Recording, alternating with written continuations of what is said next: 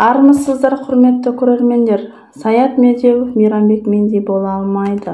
Отандық әнші Саят Медеуов әншілерді Димаш Құдайбергенмен салыстыру дұрыс еместігін айтты.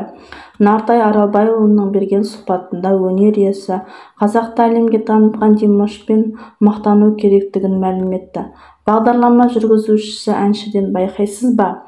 Соңғы кезде әншілердің деңгейін Димаш Құдайбергенмен деңгейімен салыстырып қана бағалау тенденциясы пайда болды.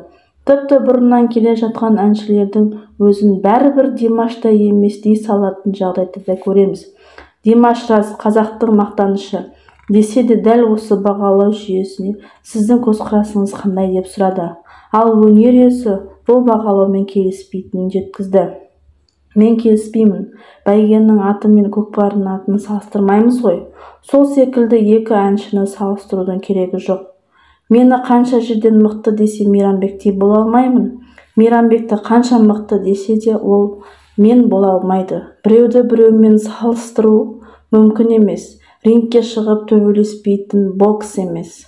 Өнер деген халыққа керек нәрсе деп Саят Медеуов өзінің сұхбатында осылай жеткізді.